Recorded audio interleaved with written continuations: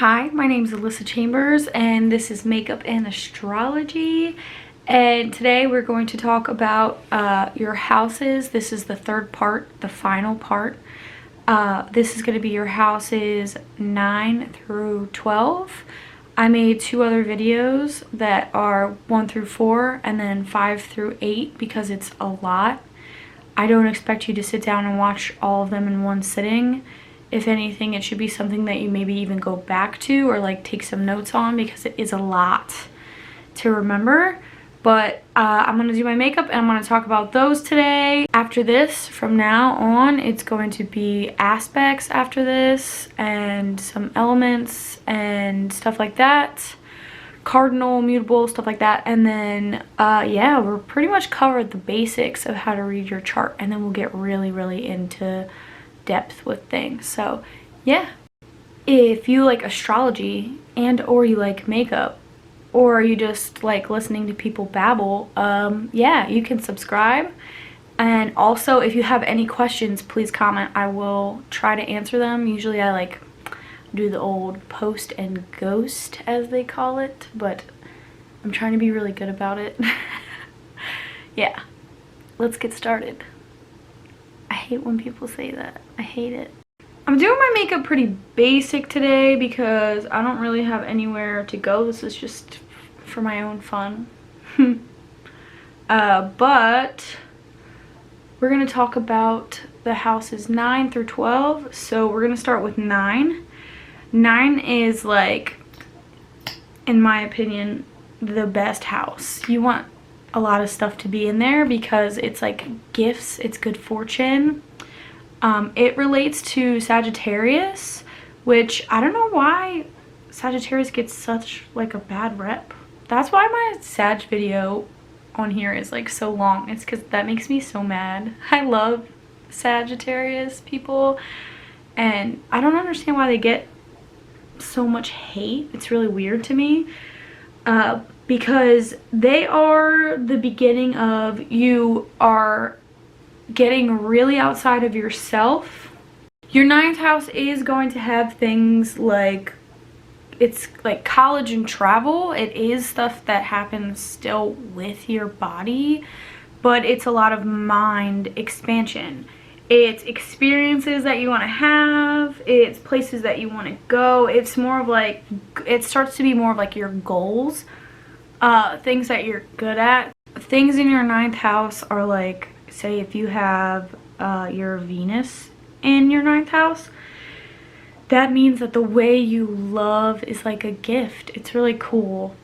It means that you probably love to travel, and of course it always depends on where other things are at your house, in your houses. So say you have your Venus in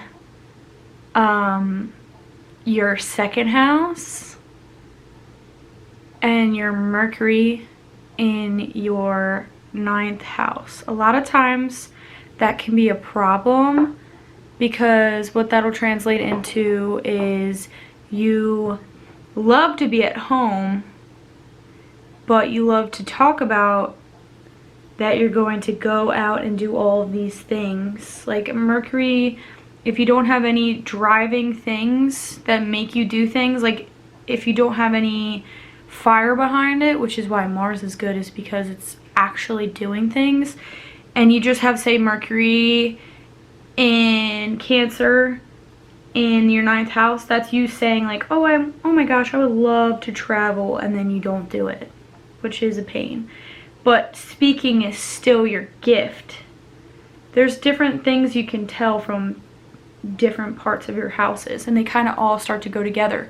So you want to look at your different houses and see how things contradict each other, and that's what's going to give you a hard time, and that's what's also going to start to shape the way the angles are, and the angles are really the way that you do things like to a T. It's really cool. But yeah, it's like your ability to tell right from wrong. It's your travel, it's college, it's religion, it's thinking outside the box, it's wanting to expand your mind, it's whether you like to learn.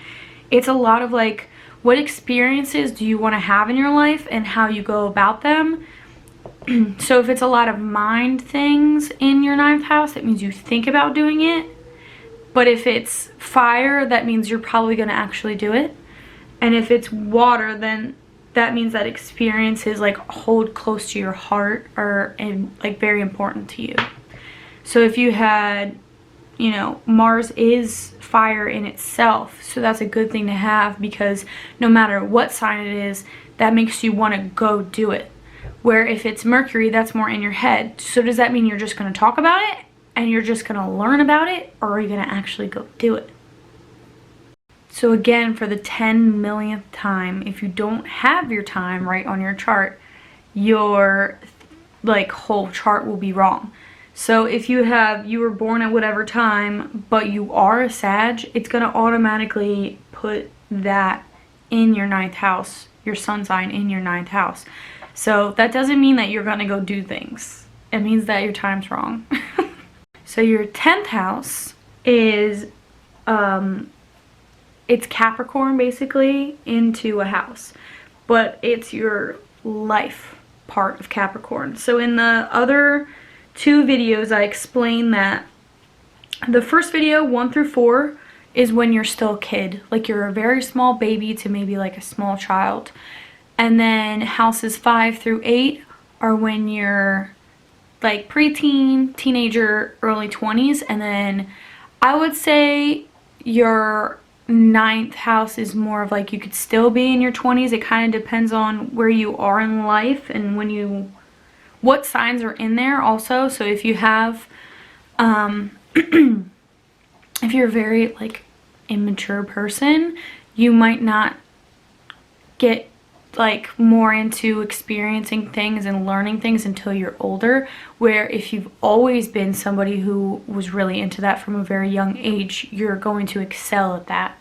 But your 10th house is represented by Capricorn, and it's more of when you're older, or a lot of people who have a lot of stuff in their 10th house kind of are those people who have always acted old, if that makes sense. Not necessarily old, but like grown up, like very mature.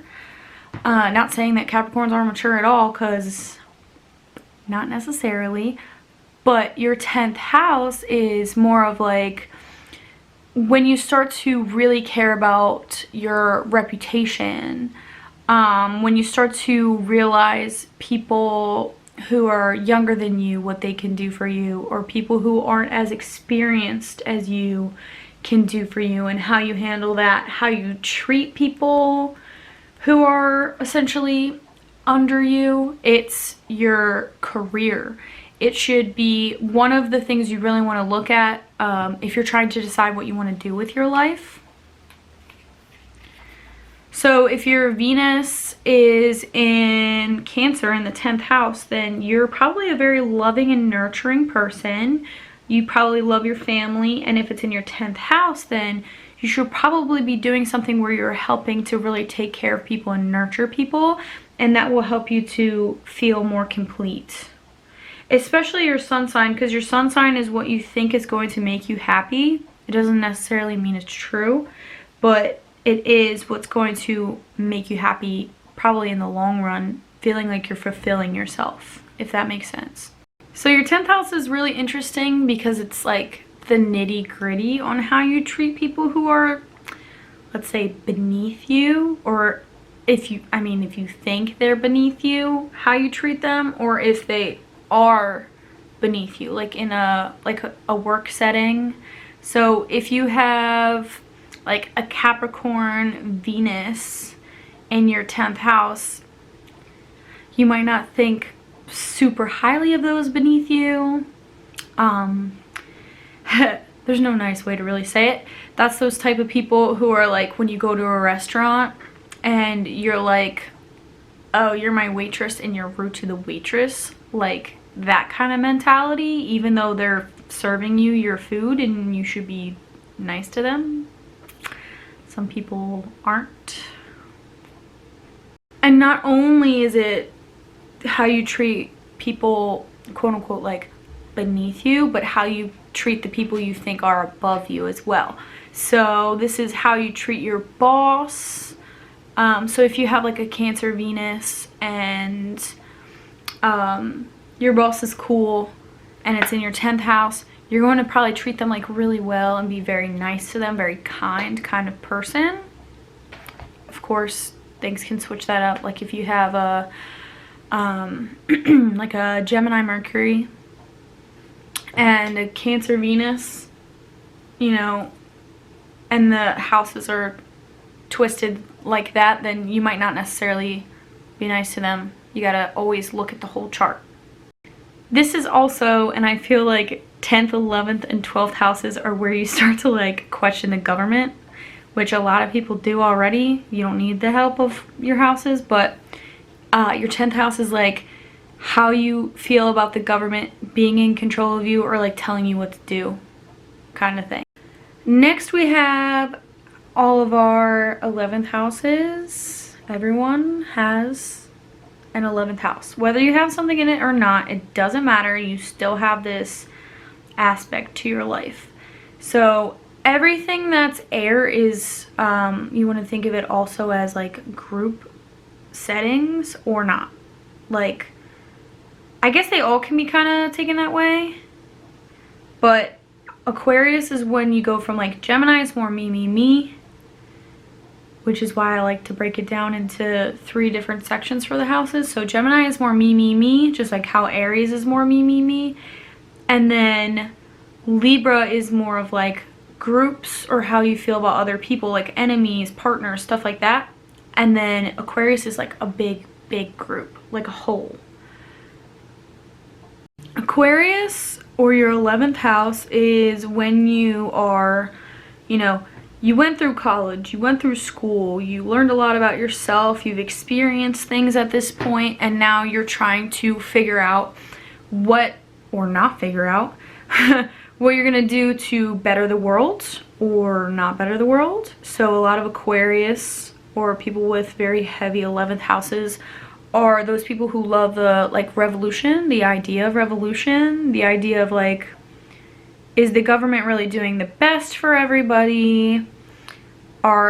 Is everyone treating everyone nicely? Is everyone doing good things for each other? A collective, more of like a hive mind kind of mentality. So this is going to be, I like to also think of it as like the peer pressure box or pie slice, if you will, because I find I love Aquarius, but Aquarius can be very much so a very pushy sign because they want everyone to do well and they want to push everyone in a certain direction. So anything in your 11th house is going to be like, that's like cult leader, or like where you push your friends to do well, push your friends to be better people, push your peers around you. If you have a job and you feel like it's not pushing you to be better, you might be one of those people who would leave the job and go do something else. And you're more likely to be one of those people and do those types of things if you have a lot of things in your 11th house. So then that's also, the 11th house is also money that you make in your career, money that other people make around you in their careers, and like your boss, how they make money, that kind of stuff. So it's like you're thinking of the next tier up above yourself still, just like how Capricorn is, but instead Capricorn is more of like they want the power and they want the success and they want the money, where Aquarius is more of like that comes along with it and it just kind of happens.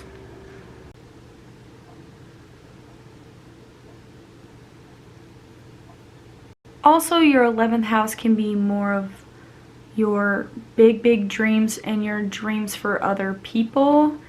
And if you have a lot of stuff in the 11th house, just remember to like take it easy on your friends, because just because you think that they should do this or that doesn't mean that they want to or that they're gonna do it. Sometimes you just gotta get over it. Now the 12th house. The 12th house is rough, just like Pisces. A lot of times when people first read their charts or have me read their charts, I look immediately at anything that's water. 4th house, 8th house, 12th house. Because your 4th house is like family, so that could be family traumas. Your 8th house is like your most inner thoughts, and the 12th house goes right along with that, where it's your innermost secrets. It's where you keep your secrets. It's how you keep your secrets. It's how well you keep your secrets. It is what is going to be your downfall, or what you're not really good at. So even if you are trying to do good things, it'll be something that hinders you. Now, not every house is bad, or not every house is good or bad. There's good and bad to each house, just like there's good and bad to each person. It's just little things to look out for. It could be your psychic gifts in your 12th house, which is really cool, but on the reverse side, it's also what you struggle with.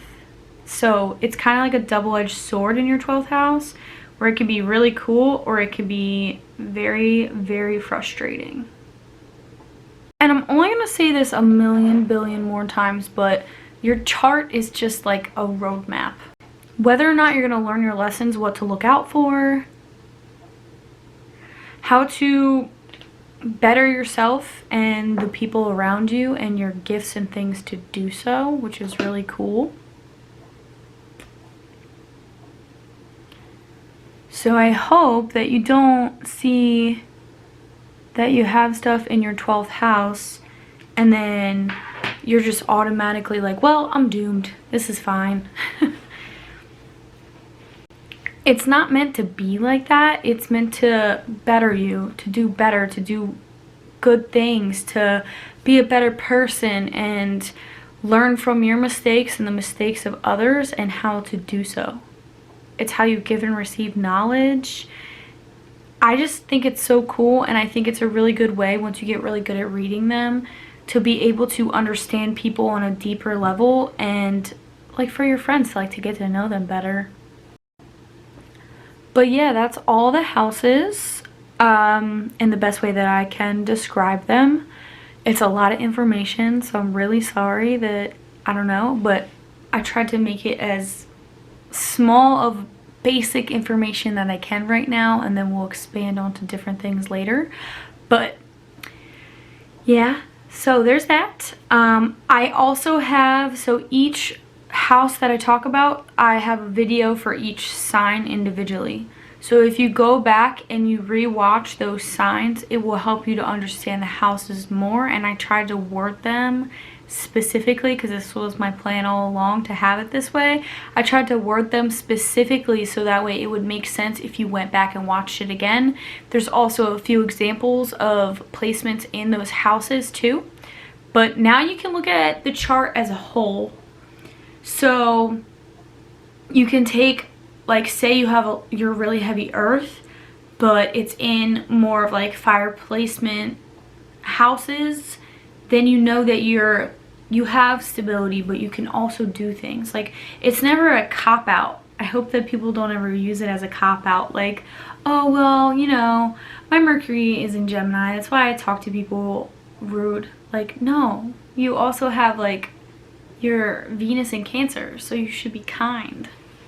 And I hope that people don't use it as like a crutch, kind of like that. It's just, I don't know, I just like the deep understanding of yourself and others and why you do the things that you do. We'll get more into like trauma, how to recognize trauma on your chart, maybe like a red flag. Kind of, if you're dating someone, a red flag video. I don't know, I'm trying not to be a jerk, but hi, I know I look completely different, but I finished the houses video and I didn't post it because I forgot to mention something that people keep asking me a lot of questions about. So I wanted to make sure I talked about that. So this is my look for my next video that you're gonna see after this. I got my hair done. I did my makeup, whatever. Anyway, empty houses. I might make a whole video on this and how to interpret that, but if you have an empty house, don't freak out. It doesn't mean that you don't have good things or bad things. It just means that there's not really anything that's like gonna contradict. What you really want to look at is the sign that rules that house. So say you have an empty first house, and Aries and Mars both rule the first house because they go together. So if you have an empty first house, that doesn't mean you don't have anything like it, because you still have Mars. So you still are going to react to things, but it might not be in a way that people initially perceive you. So your rising sign will be how they perceive you, and your Mars will be how you react. And if you have Aries placements, that changes that. So that's why your house being empty isn't anything to be concerned about. If anything, it shouldn't be a big deal until you're really deep into learning astrology. For instance, if you have an empty 8th house, which everyone always freaks out about the 8th house because the 8th house is like scary, deep inner demons and stuff. But you still have Scorpio placements, that's still deep inner demons that you need to work on. Nobody can miss a part of their life. Even if you had an empty 2nd house and you had no Taurus placements because the 2nd house is ruled by Taurus, you still have Venus. And you will always have Venus. And you will always have that part of your life when you were a child and you learned touch. It just wasn't something that pulled away from any of the other signs in how you're learning and how you're going to learn in your life. And I just wanted to make sure I said that, because that is probably the #1 question I've had is like, what if I have an empty house? Don't freak out. You'll be okay.